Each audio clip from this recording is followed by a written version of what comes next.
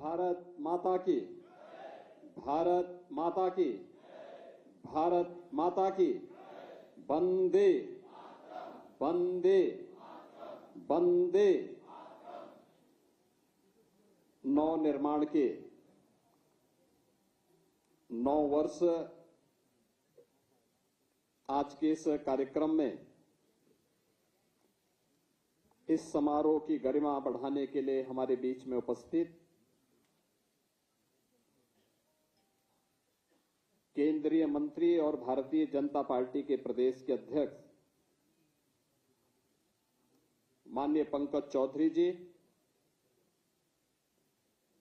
उत्तर प्रदेश सरकार में मंत्रिमंडल के मेरे वरिष्ठ सहयोगी उप मुख्यमंत्री द्वय श्री केशव प्रसाद मौर्य जी, श्री ब्रजेश पाठक जी, प्रदेश के वित्त और संसदीय कार्य मंत्री श्री सुरेश कुमार खन्ना जी अभी भी कुमारी है,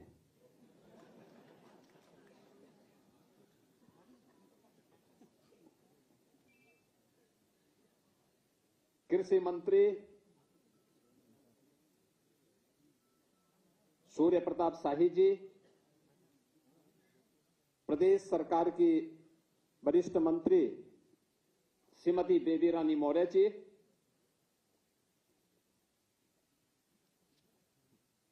एनडीए के हमारे सहयोगी निषाद राज पार्टी के अध्यक्ष और प्रदेश सरकार में मंत्री श्री संजय निषाद जी, प्रदेश सरकार में तकनीकी शिक्षा के मंत्री श्री आशीष पटेल जी,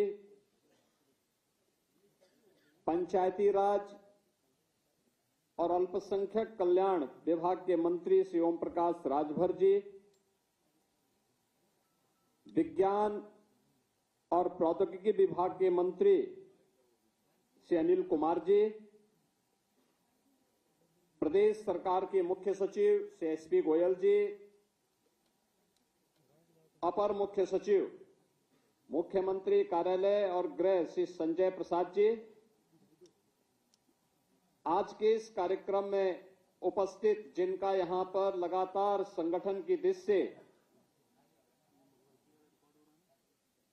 पूरे प्रदेश को मार्गदर्शन और नेतृत्व प्राप्त होता है, हमारे संगठन के महामंत्री और जिनकी योजना रचना में सारे कार्यक्रम आगे बढ़ते हैं, ऐसे माननीय धर्मपाल जी, महापौर जी, हमारे सभी माननीय सहयोगी मंत्रीगण, जनप्रतिनिधिगण, शासन के अधिकारीगण, भारतीय जनता पार्टी के हमारे सभी पदाधिकारी और कार्यकर्ता बहनों और भाइयों, नवनिर्माण के 9 वर्ष आज के इस कार्यक्रम के अवसर पर मैं आप सभी भारतीय जनता पार्टी के कार्यकर्ताओं का अभिनंदन करते हुए आदरणीय प्रधानमंत्री जी के मार्गदर्शन और विजनरी लीडरशिप में इन 9 वर्षों में जो भी परिवर्तन उत्तर प्रदेश के अंदर हुआ है, हमारी सरकार ये डबल इंजन की सरकार जो कुछ भी करने में सफल हुई है, वो आदरणीय प्रधानमंत्री जी के मार्गदर्शन और नेतृत्व के साथ ही भारतीय जनता पार्टी के कार्यकर्ताओं के परिश्रम, जनप्रतिनिधियों के द्वारा सेवा भाव के साथ किए गए कार्यों और जनता जनार्दन के द्वारा दिए गए सहयोग का ही प्रतिफल है। मैं नवनिर्माण के इन 9 वर्षों के लिए पूरे प्रदेश की जनता जनार्दन को हृदय से बधाई देता हूं और आप सबका अभिनंदन करता हूं। बहनों और भाइयों, हमारे तीनों वक्ताओं ने यहां पर विस्तार से कहा, हमारे प्रदेश अध्यक्ष जी ने, हमारे दोनों डिप्टी सीएम केशव जी ने, ब्रजेश जी ने,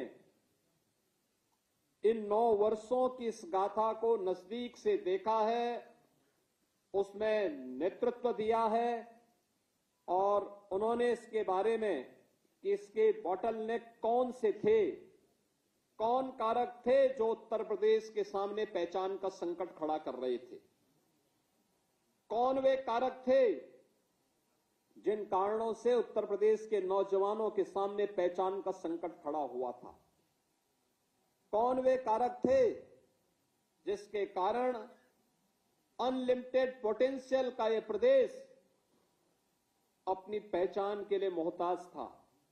दुनिया की सबसे उर्वरा भूमि रखने वाला यह प्रदेश, यहां का अन्नदाता किसान उर्वरा भूमि सबसे अच्छी होने, सर्वाधिक जल संसाधन होने के बावजूद आत्महत्या करने के लिए मजबूर होता था।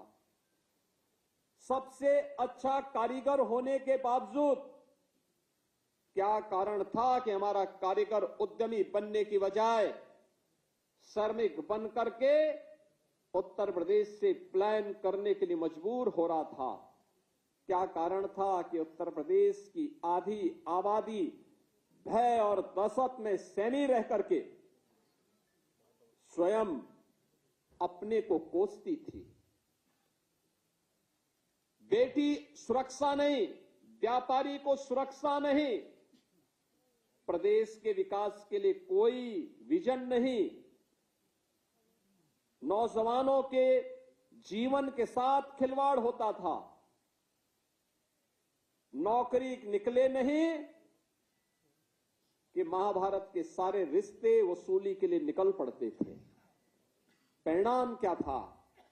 हताश और निराश युवा या तो पलायन करता था या फिर अपनी पहचान के लिए अपने आप को कोसने के लिए मजबूर होता था। और आज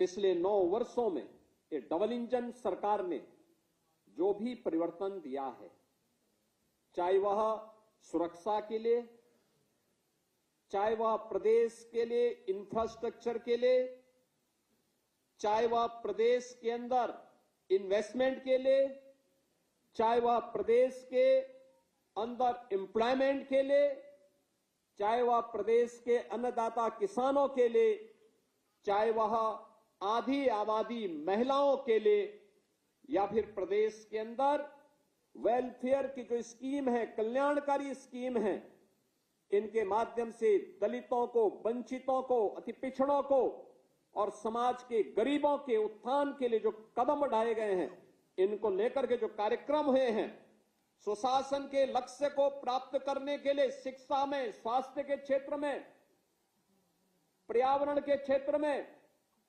अन्य विविध क्षेत्रों में, महिला कल्याण के क्षेत्र में जो कार्य हुए हैं, उन सब को लेकर के और सेवा क्षेत्र में उत्तर प्रदेश को एक नई पहचान उपलब्ध करवाने के लिए, उत्तर प्रदेश की आस्था को सम्मान देने के लिए जो कार्य हुए हैं, वह पहचान उत्तर प्रदेश की वहां से फिर से बननी प्रारंभ हुई है।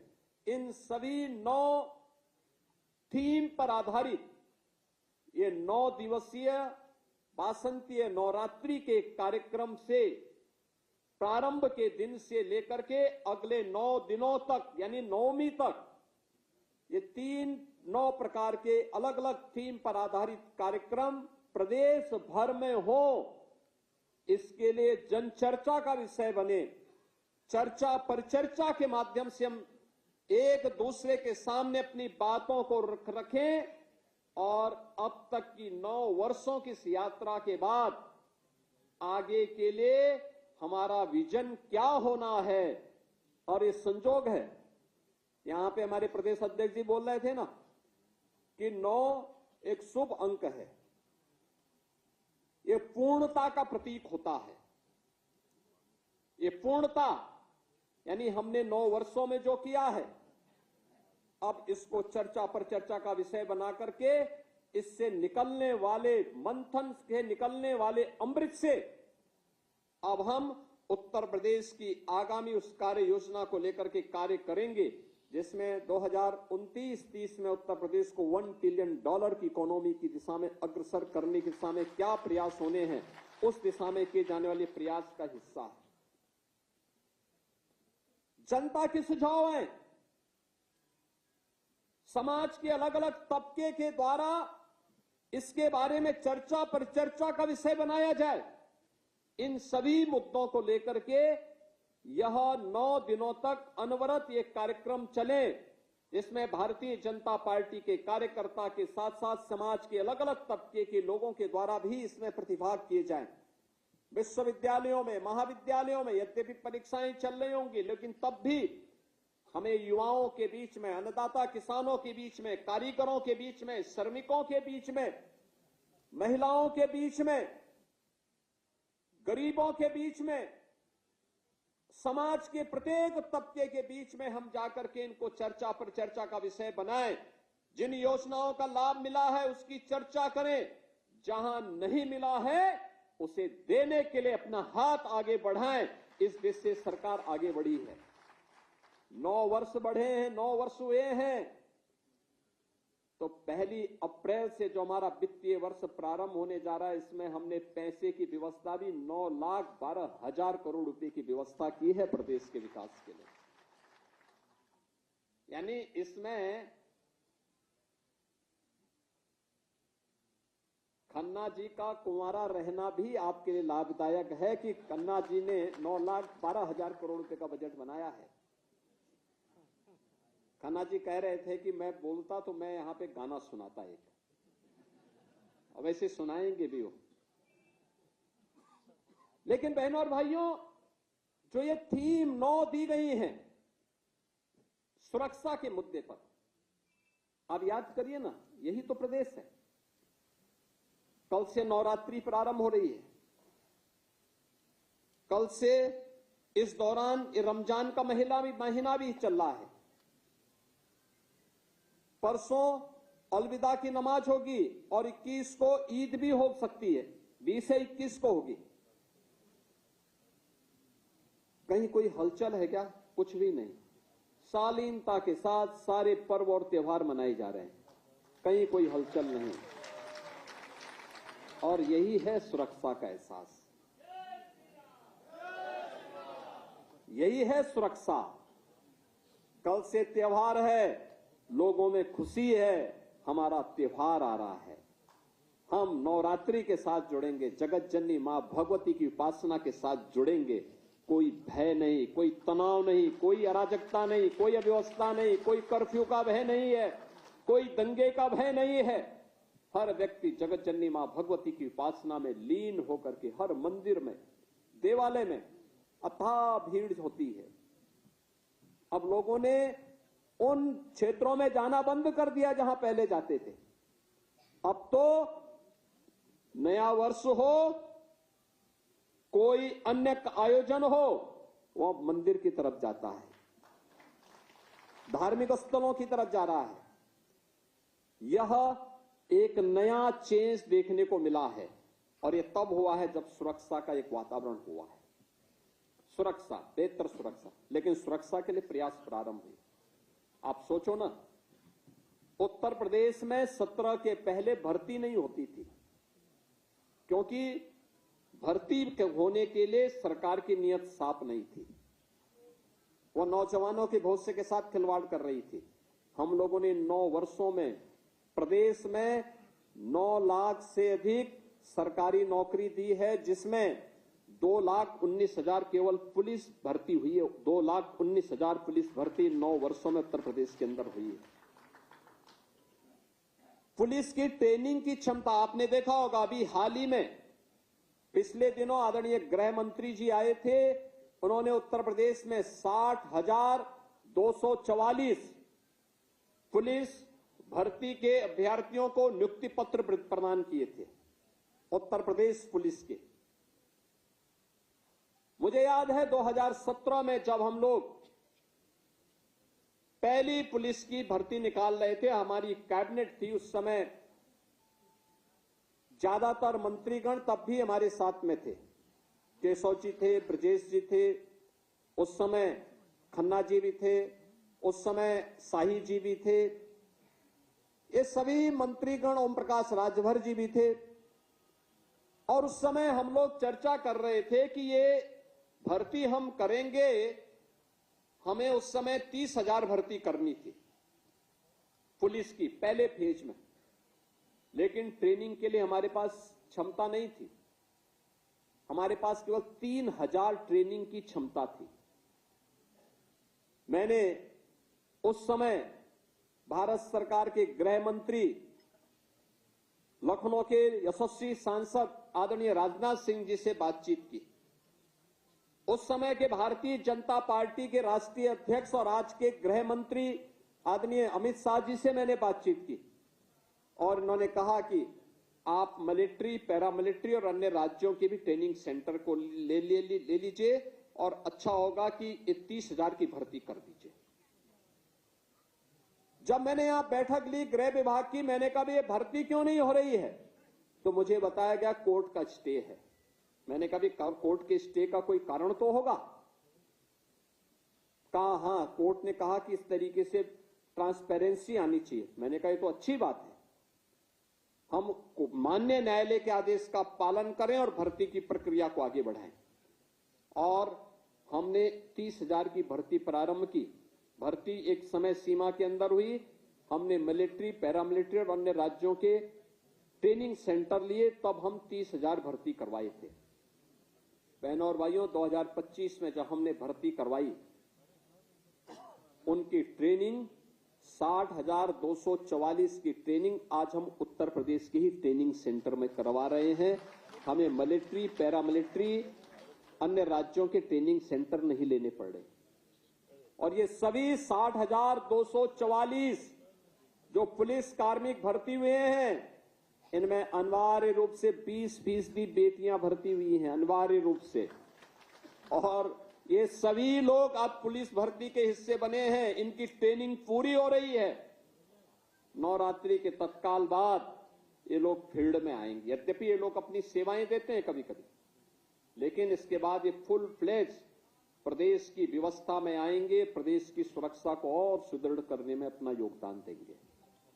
बहनों और भाइयों, ऐसे ही आपने देखा होगा उस समय कैसे यूपी पब्लिक सर्विस कमीशन रहा हो, उत्तर प्रदेश उच्चतर शिक्षा चयन आयोग रहा हो, उत्तर प्रदेश माध्यमिक शिक्षा चयन आयोग रहा हो, अन्य हर एक आयोग और भर्ती बोर्ड पर भ्रष्टाचार के तमाम आरोप लगे हुए थे।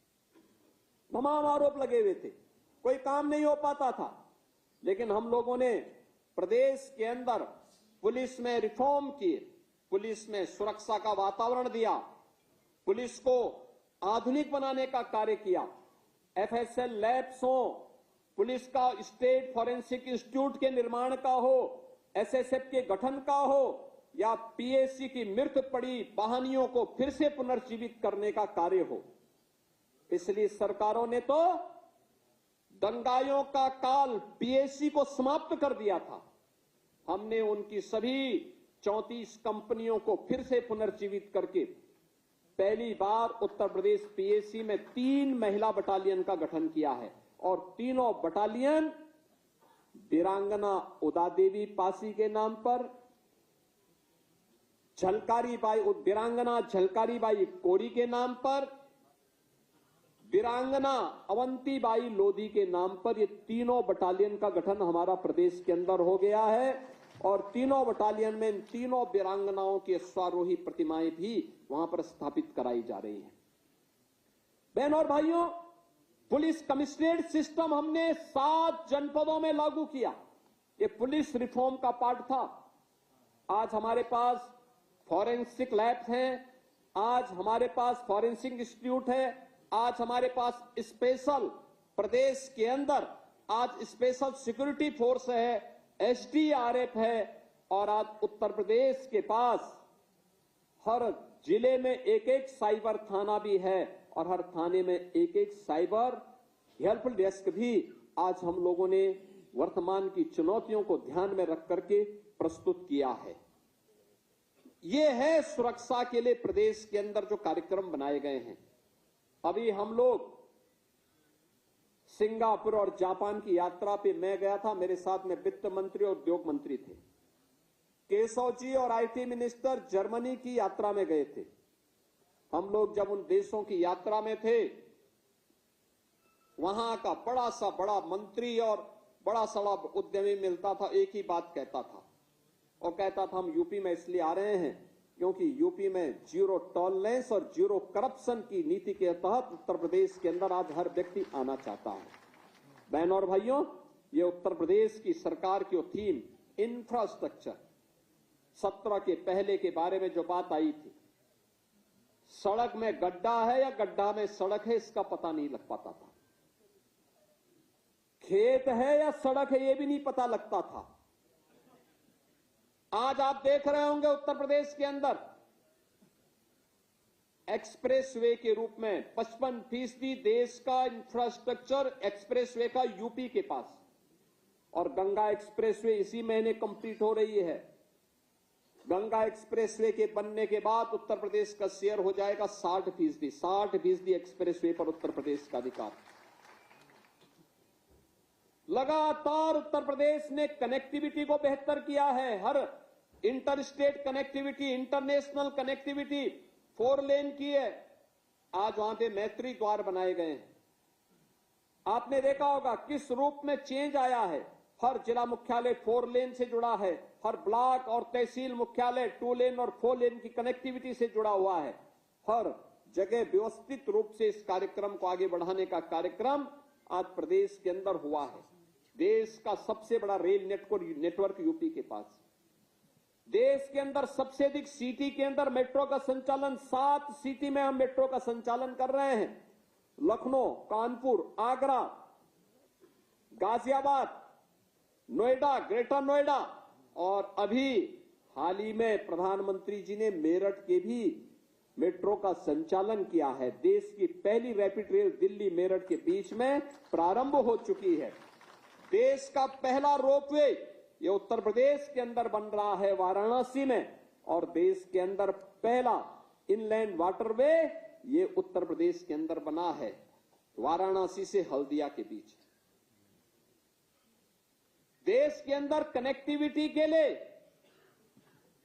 एयर कनेक्टिविटी के लिए आज उत्तर प्रदेश में 16 डोमेस्टिक एयरपोर्ट, 4 इंटरनेशनल एयरपोर्ट, और 5वां देश का सबसे बड़ा इंटरनेशनल एयरपोर्ट जेवर में हमने अनुरोध भेजा है आदरणीय प्रधानमंत्री जी से। 28 मार्च को उद्घाटन के लिए हमने आदरणीय प्रधानमंत्री जी को आमंत्रित किया है। आप सोचो ना, जेवर एयरपोर्ट बनेगा, उत्तर प्रदेश की अर्थव्यवस्था में कितनी ग्रोथ होने जा रही, 1 लाख करोड़ रुपए की आएगी उसमें इनकम उत्तर प्रदेश सरकार की। आज उत्तर प्रदेश के अंदर इंफ्रास्ट्रक्चर की स्थिति है। उत्तर प्रदेश आज इंफ्रास्ट्रक्चर प्रदेश भी बना है। इन्वेस्टमेंट के लिए क्या कहना, उत्तर प्रदेश में 2017 के पहले कोई इन्वेस्टर नहीं आता था, क्योंकि इन्वेस्टमेंट के लिए सुरक्षा चाहिए, पॉलिसी चाहिए। इन्वेस्टमेंट के लिए पॉलिसी के साथ साथ लैंड बैंक चाहिए, और लैंड बैंक के साथ साथ सरकार की नीयत भी चाहिए। याद करिए, 17 के पहले 1947 से लेकर के 2017 तक उत्तर प्रदेश के अंदर बामुश्किल से 14,000 से कम उद्योग थे, और आज अब तक हमारे पास 31,000 तो बड़े उद्योग लग चुके हैं। 96 लाख एमएसएमई यूनिट हैं। 96 लाख एमएसएमई यूनिट भी यूपी के अंदर आज के दिन पर कार्यरत हैं। एमएसएमई यूनिट में 3 करोड़ 11 लाख से अधिक लोग कार्य कर रहे हैं, और हमारे जो उत्तर प्रदेश के अंदर 31,000 से अधिक बड़े जो भी उद्योग लगे हैं, इन उद्योगों में भी 65 लाख से अधिक लोग कार्य कर रहे हैं। बहनों और भाइयों, इन्वेस्टमेंट तब आता है जब सरकार की नीयत अच्छी होती है। 17 के पहले तो ये मान लिया गया था, यानी जो लोग हमारी आस्था को अंधविश्वास बोलते थे वे नोएडा नहीं जाते थे। वे नोएडा नहीं जाते थे क्योंकि उनको लगता था नोएडा जाएंगे तो कुर्सी से उतर जाएंगे। और जब मैं आया, मुख्यमंत्री बना, मुझे मुख्यमंत्री का दायित्व दिया गया, तो मैंने कहा अभी नोएडा जाएंगे। लोगों ने कहा मुख्यमंत्री नोएडा जाता दौड़ जाता। मैंने कहा भी कुर्सी बाद में जाए, आज जाए, अच्छा आज ही चली जाए, लेकिन नोएडा जाएंगे। अगर प्रदेश का भला होगा तो हम नोएडा जाएंगे और नोएडा के विकास की जो वहां पे बैरियर है, इन बैरियर को हटाएंगे। आज नोएडा, ग्रेटर नोएडा विकास के पथ पर अग्रसर है, देश के विकास में योगदान दे रहा है। अगर हम लोग नोएडा नहीं जाते तो देश के अंदर, बहन और भाइयों, 55% मोबाइल का मैन्युफैक्चरिंग यूपी नहीं कर पाता। इलेक्ट्रॉनिक कंपोनेंट का जो 60% निर्माण देश के अंदर हो रहा है, वो यूपी में नहीं हो पाता, क्योंकि मुख्यमंत्री के लिए तो वहां जाना एक अपशकुन बना दिया था। वो अपशकुन यूपी के लिए बनाया गया था, मुख्यमंत्री उसका एक माध्यम बना था। हम लोगों ने कहा अपशकुन को उखाड़ फेंकेंगे, विकास में इसको बाधा नहीं बनने देंगे। आज हम लोगों ने उसको भी दूर किया है। उत्तर प्रदेश बेहतरीन डेस्टिनेशन बनकर के निवेश का आगे बढ़ा है। अभी तो जापान से, सिंगापुर से, जर्मनी से बड़े पैमाने पर निवेश के लिए निवेशक यूपी में आने वाले हैं। अभी से उनके पत्र आने प्रारंभ हो गए। इस पे सरकार ने काम करना प्रारंभ कर दिया है। जिस प्रदेश में कोई निवेशक नहीं आता था, अब तक 15 लाख करोड़ रुपए का निवेश ग्राउंड ब्रेकिंग हुआ है। 6 लाख का हमारे पास वर्तमान में तैयार है और हम लोग एक नई दिशा में उसमें आगे बढ़ चुके हैं। आज हर जिले में निवेश हो रहा है। आज हमारे पास लैंड बैंक है, व्यापक लैंड बैंक है, 34 सेक्टोरल पॉलिसीज हैं, निवेश मित्र है, निवेश सारथी है। इस दिशा में प्रदेश आगे बढ़ा है। किसानों के लिए अन्नदाता किसान समझने के लिए इतना पर्याप्त है। उत्तर प्रदेश में सरकार ने पहला डिसीजन अन्नदाता किसानों के लिए लिया था और अन्नदाता किसानों के लिए जो निर्णय लिया था, वह निर्णय ऋण माफी का था और ऋण माफी से आज किसान सम्मान निधि तक की इस यात्रा में उत्तर प्रदेश की ग्रोथ रेट एग्रीकल्चर के क्षेत्र में, आपको ग्रोथ रेट देखना है तो हमारे कृषि मंत्री की सेहत को देखकर अंदाजा लगा सकते हैं। 8.5% से बढ़कर के यह 18% हुआ है। 18%। देश के अंदर आज के दिन पर उत्तर प्रदेश कृषि विकास के सबसे तेज गति के साथ आगे बढ़ने वाला राज्य है। अब हमारा अन्नदाता किसान आत्महत्या नहीं करता है। अकेले गन्ना किसानों के बारे में जो चर्चा हो रही थी, याद करिए 2012 से लेकर के 2017 के बीच कुल 95,000 करोड़ रुपए का गन्ना मूल्य का भुगतान हुआ।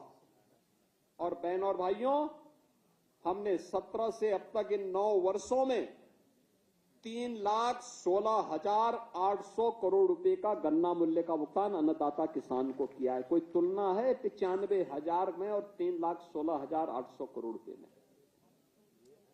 ये है परिवर्तन, ये परिवर्तन है। आज अन्नदाता किसान को जो 2017 में गन्ना किसान को पर कुंटल का दाम मिलता था 300 रुपये पर कुंटल, आज हम उसको 400 रुपये पर कुंटल उपलब्ध करवा रहे हैं। घटतोली बंद, पर्ची की समस्या का समाधान, प्रोक्यूरमेंट किसान से सीधे हो रहा है।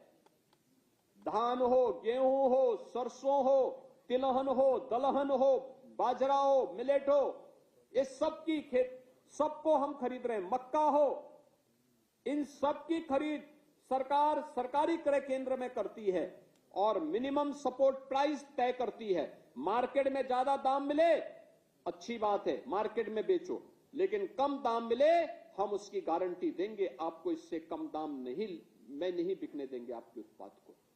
मंडी शुल्क तब 2.5 से 3% लिया जाता था, आज मंडी शुल्क 1% लिया जा रहा है। अन्नदाता किसान को राहत मिले, यह सरकार के द्वारा उठाए गए अन्नदाता किसान के लिए वे लाभ हैं जिनके बारे में यहां पर किशोर जी ने बताया कि 99,000 करोड़ रुपए केवल किसान सम्मान निधि से अन्नदाता किसान के खाते में प्रधानमंत्री जी ने दिए हैं। बहनों और भाइयों, ये सरकार की वह कार्यक्रम और योजना है जो अन्नदाता किसान को आज उत्पादक से, जो कर्जदाता सपा, कांग्रेस, बसपा ने बनाया था, आज उसे कर्जदाता से फिर उभार करके हमने प्रदेश के अंदर उत्पादक की श्रेणी में फिर से ला करके उसे फिर से खुशहाल बनाने की दिशा में कदम बढ़ाए हैं।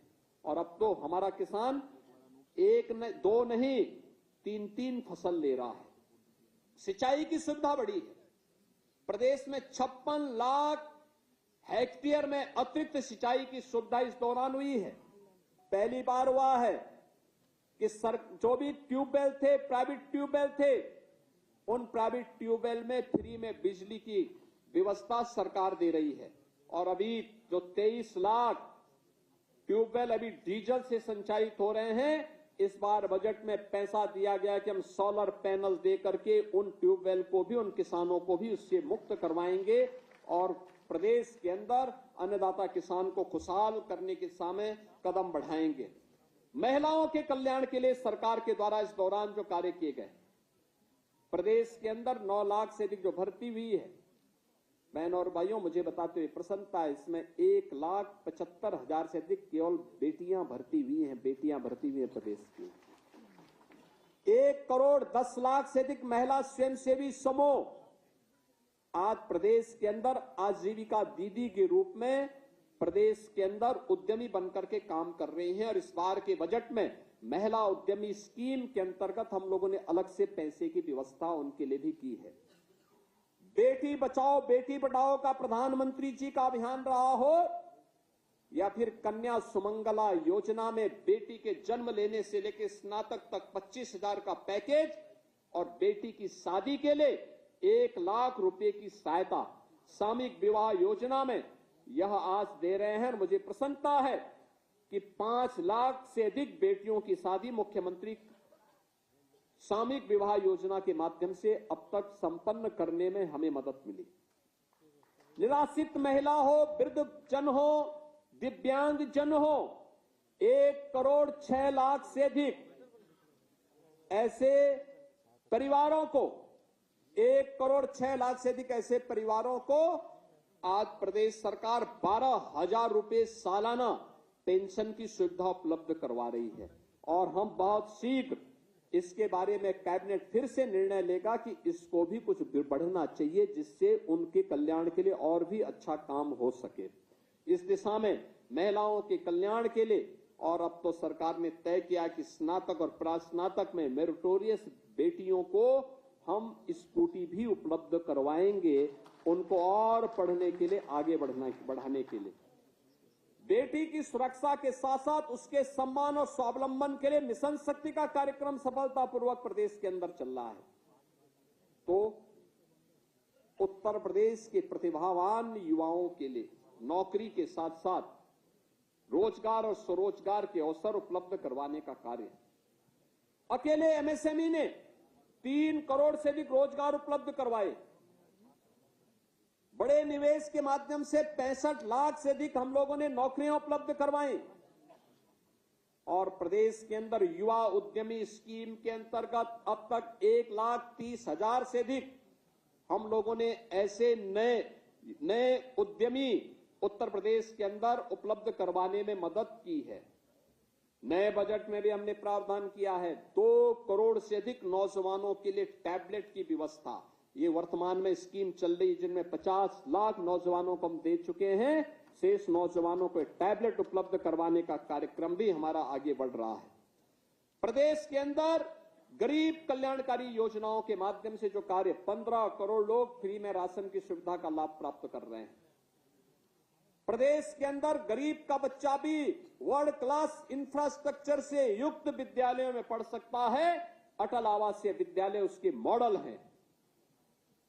इस प्रकार का मॉडल हर जनपद में सीएम कंपोजिट विद्यालय के माध्यम से लागू करने के कार्य पहले चरण में हर जनपद में 2-2 गत वर्ष दिए गए थे, 2-2 विद्यालय इस वर्ष भी हम लोग देने जा रहे हैं। प्रदेश के अंदर आयुष्मान भारत हो या फिर उस तबके तक पहुंच, मुसहर को कोई नहीं पूछता था। पिछली सरकारों ने उसको नकारा, वनटांगिया को नकारा, जनजातीय समुदाय को पिछली सरकारें नकारती थी। प्रदेश के अंदर चेरो हो, गोड़ हो, थारू हो, सहरिया हो, बुक्सा हो, मुसहर हो, वनटांगिया हो, इनके बारे में कभी इन्होंने काम नहीं किया, कभी नहीं किया। पहली बार हुआ है। 100% सिचुएशन के लक्ष्य तक पहुंचाने के लिए सरकार ने उनके लिए योजनाएं लागू की। आज उनको जमीन के पट्टे भी मिल रहे हैं, आज उनको आवास भी मिल रहा है, आज उनको हर घर नल की योजना का लाभ भी मिल रहा है, हर घर तक बिजली भी मिल रही है, हर घर तक राशन कार्ड भी उपलब्ध हुआ है, हर घर को स्वास्थ्य की सुविधा भी उपलब्ध हुई है। ये सभी सुविधाएं उन तबकों तक पहुंचाने का काम, क्योंकि हमने प्रदेश को फिरकों में बांट करके नहीं देखा, हमने जातीय चश्मे से नहीं देखा, हमने क्षेत्रीय चश्मे से नहीं देखा।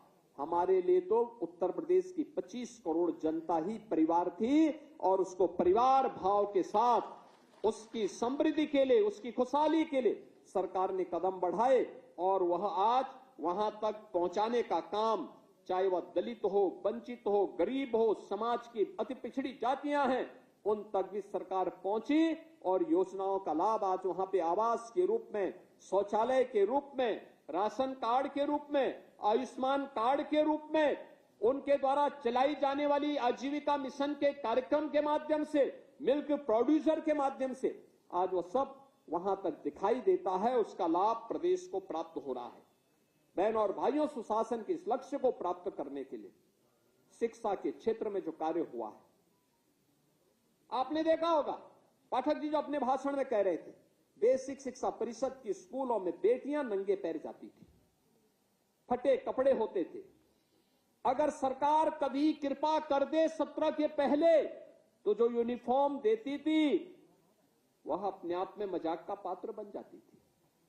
और आज हम कह सकते हैं उत्तर प्रदेश में बेसिक शिक्षा परिषद में 1,60,00,000 से अधिक बच्चे पढ़ रहे हैं। प्रदेश सरकार उन्हें किसी भी पब्लिक स्कूल और कॉन्वेंट से कम कीमत की यूनिफॉर्म नहीं देती उन बच्चों को। 2 uniform, bag, books, shoes, socks, sweater, ये सभी उपलब्ध करवाती है। ऑपरेशन कायाकल्प में हमारे जनप्रतिनिधियों ने और अधिकारियों ने मिलकर के 1,36,000 से अधिक विद्यालयों को ऑपरेशन कायाकल्प में संसाधनों से युक्त किया है। पहले मान्यता क्या थी कि बेटी इसलिए स्कूल छोड़ देती है क्योंकि दूर स्कूल है, लेकिन जब हम लोगों ने इसके सर्वे लिए या ये टूल का इस्तेमाल किया और पाया कि नहीं, दूरी के नाते बेटी स्कूल नहीं छोड़ती है। बेटी इसलिए स्कूल छोड़ती है क्योंकि विद्यालय में टॉयलेट नहीं है और पेयजल की व्यवस्था नहीं है। उन सभी विद्यालयों में बालिकाओं के लिए और बालकों के लिए अलग अलग टॉयलेट दिए गए, पेयजल की व्यवस्था की गई। आज ड्रॉप आउट रेट 0 पे पहुंचा है। बहनों और भाइयों, नकल विहीन शिक्षा हो या फिर प्रोजेक्ट अलंकार के माध्यम से माध्यमिक शिक्षा में विद्यालयों के वर्तमान भव्य भवन, हम भी तो किसी इंटर कॉलेज में ही पढ़े थे। हमारा भी तो दायित्व बनता है हम उसका पुनरुद्धार करें। सरकार ने उस दायित्व को निर्वहन किया। पहली बार संस्कृत पढ़ने वाले बच्चों के लिए स्कॉलरशिप लागू हुई है। वे 6ठी क्लास में हो, पूर्वा में हो या आचार्य की कक्षा में, हर बच्चे को स्कॉलरशिप आज सरकार उपलब्ध करवा रही है। और उनके लॉजिंग फूडिंग की एक नई स्कीम के साथ भी हम आगे आ रहे हैं कि संस्कृत पढ़ने वाले बच्चों के लिए रहने की व्यवस्था हो, खाने की व्यवस्था हो, जिससे संस्कृत के माध्यम से वे समृद्धि के मार्ग पर प्रदेश सरकार को आगे बढ़ा सकें। ये सरकार के वे लक्ष्य, 1 डिस्ट्रिक्ट 1 माफिया से उभार करके 1 डिस्ट्रिक्ट 1 प्रोडक्ट और 1 डिस्ट्रिक्ट 1 मेडिकल कॉलेज की दिशा में आज आगे बढ़े हैं। गोरखपुर में एम्स संचालित, रायबरेली में एम्स संचालित, world class cancer institute Kashi में BHU में बन चुका है। लाखों लोग उससे लाभान्वित हो रहे हैं। और आज प्रदेश सरकार ने स्वास्थ्य के क्षेत्र में जो प्रगति की है, लगभग 6 करोड़ गोल्डन कार्ड जारी होने के साथ ही आरोग्य मेले हर पीएचसी पे हर रविवार को आयोजित हो रहे हैं। आज इंसेफ्लाइटिस की बीमारी पूरी तरह समाप्त हुई है, वेक्टर बाउंड डिजीज समाप्त हुई है, उस पर नियंत्रण, प्रभावी नियंत्रण किया गया है। और उस दिशा में जो कार्य आगे बढ़े हैं, पर्यावरण के संरक्षण के लिए इतना बड़ा राज्य, इतना इंफ्रास्ट्रक्चर का क्रिएशन, उस सब के बावजूद देश के अंदर बड़े राज्यों में उत्तर प्रदेश अपने यहां ग्रीन लैंड बढ़ाने में सफल हुआ है। ज्यादा वृक्षारोपण के लक्ष्य को प्रदान करने वाले राज्यों में प्रदेश सरकार ने अपने को आगे बढ़ाया है। बहनों और भाइयों, सेवा सेक्टर में भी जो कार्य हुए हैं, आज प्रदेश उस दिशा में तेजी के साथ आगे बढ़ा है। 156 करोड़ टूरिस्ट और श्रद्धालु गत वर्ष उत्तर प्रदेश के विभिन्न धार्मिक स्थलों पर और पर्यटन केंद्रों में आया है। अनुमान करिए 2017 के पहले यह संख्या कुछ लाखों में हुआ करती थी, आज 1 करोड़ों में पहुंच गई है। ये केवल पर्यटन नहीं है, ये राष्ट्र को जोड़ने के सेतु भी हैं। यह प्रदेश के बारे में परसेप्शन को बदलने वाले भी हैं और रोजगार के नई संभावनाओं को भी आगे बढ़ाने वाले हैं। नई संभावनाएं बढ़ी हैं, समृद्धि बढ़ी है, लोग आगे बढ़े हैं। प्रयागराज का महाकुंभ इस समरसता का कुंभ बना है। जो लोग सनातन संस्कृति को कोसते थे, अपमानित करते थे, उन्होंने देखा, जो लोग बोलते थे कि ये कुंभ तो केवल एक जाति विशेष का है, उनकी आंखें फटी की फटी रह गई जब उनसे पूछा गया प्रयागराज में, ये बताओ तो कौन जाति के लोग हैं? ये तो सर्व समाज है, न इसकी जाति है, न पंथ है, न संप्रदाय है, ये केवल भारतीय है। और सनातन का उद्घोष करने के लिए प्रयागराज में त्रिवेणी की पावन त्रिवेणी में डुबकी लगाने आया है। अयोध्या जब आता है, पिछली सरकारों ने अयोध्या के बारे में क्या कहा था? राम हुए ही नहीं। हमारी आस्था को ये लोग अंधविश्वास कहते थे। हमने कहा नहीं, ये अंधविश्वास नहीं, हमारी आस्था है। अंधविश्वास तो वो था कि नोएडा नहीं जाना है, ये अंधविश्वास था। लेकिन अयोध्या हमारी आस्था है, क्योंकि अयोध्या ने हमें मर्यादा के साथ कैसे रहना है ये सिखाया है। और वह अयोध्या आज नई अयोध्या के रूप में हमारे सामने है। काशी कैसे होनी है, जीवन कैसे होता है, जीवन की जीवंतता देखनी है। न दिन है, न रात्रि है, न हर्ष है, न क्रोध है, न रोग है, न शोक है। काशी निरंतर चलायमान है, जीवंतता का प्रतीक है। ये देखना है तो काशी में जाकर के देखो बाबा विश्वनाथ का धाम। आदरणीय प्रधानमंत्री जी के विजन को किस रूप में आज साकार करते हुए आगे बढ़ रहा है, दुनिया को अपनी ओर आकर्षित कर रहा है। और भक्ति देखनी हो तो मथुरा वृंदावन में जाकर के देखो। भारत के पौराणिक ज्ञान की धरोहर को देखना है तो नैमिषारण्य में आकर के देखो। भागवत की भूमि के रूप में देखना हो तो जाके सुख तीर्थ में जाकर के देखो। भाई भाई का प्रेम कैसे होता है देखना तो चित्रकूट धाम में जाकर के देखो, क्योंकि ये सब कुछ हमारे पास है। बुद्ध की करुणा देखनी है तो कुशीनगर में जाकर के देखो। बहनों और भाइयों, भारत के अंदर मन चंगा तो कठौती में गंगा। संत रविदास की कर्म योग को देखना है तो काशी के साथ साथ उस गरीब बस्ती में जाकर के देखो, जहां रैदासी संप्रदाय से जुड़ा हुआ कोई संत अपनी भक्ति में लीन होकर के भारत की राष्ट्रीयता को मजबूती प्रदान कर रहा है। और ये उत्तर प्रदेश की ताकत बनती है, यही देश की ताकत बनती है। और उस ताकत के हम वर्तमान में संवाहक हैं। हम सब गौरव की अनुभूति कर सकते हैं कि आदरणीय प्रधानमंत्री जी के नेतृत्व में, उनके मार्गदर्शन में हम सब उत्तर प्रदेश वासियों को अपने अतीत की इस विरासत के साथ गौरव के साथ आगे बढ़ने का सौभाग्य प्राप्त हुआ है। हम भी उत्तर प्रदेश के लिए कुछ कर पा रहे हैं।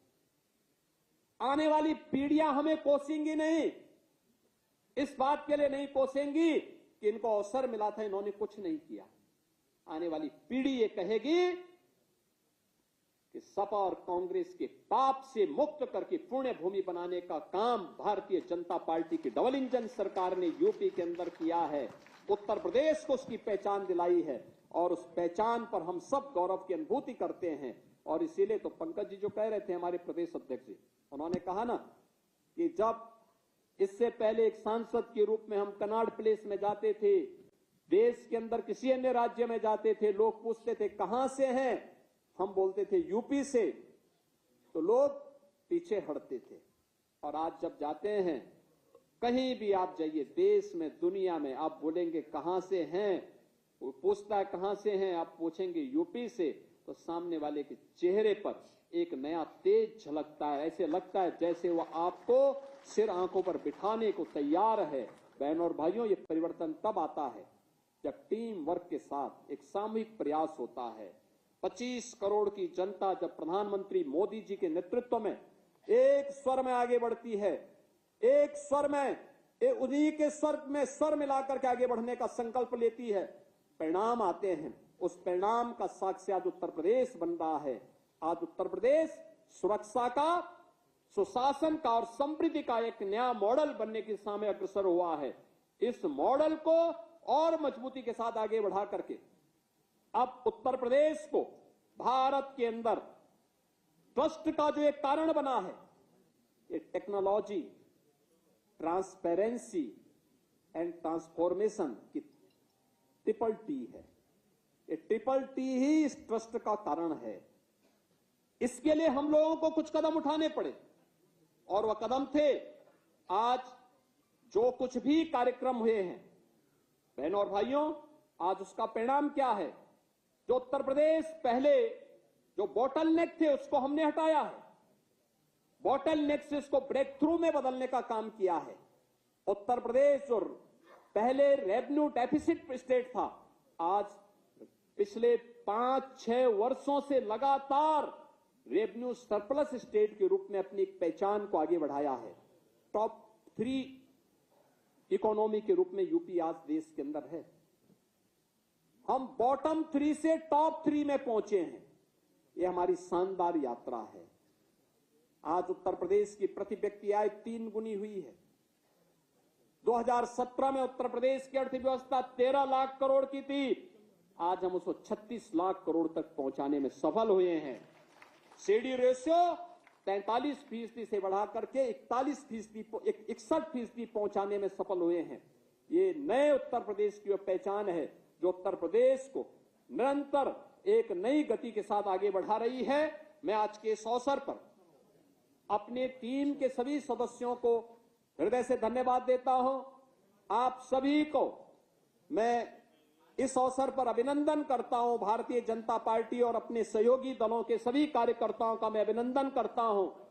प्रदेशवासियों को इन 9 वर्षों में सहयोग के लिए हृदय से अपनी बधाई देता हूं और विश्वास करता हूं कि 9 दिनों तक चलने वाला यह अभियान, अलग अलग थीम को लेकर के चलने वाला यह अभियान प्रदेश में चर्चा परिचर्चा का विषय बने, हम लोग आम जन तक पहुंचे। आज इसके लिए जो यहाँ पे कुछ लिटरेचर भी प्रकाशित हुआ है, जिसको अभी हम लोगों ने यहाँ पे विमोचन किया है। 3 प्रकार का एक फोल्डर है, एक छोटी पॉकेट बुक है और एक पुस्तिका है। ये तीनों पर्याप्त मात्रा में आपको भी मिलेंगी, हर जनपद में उपलब्ध होंगी।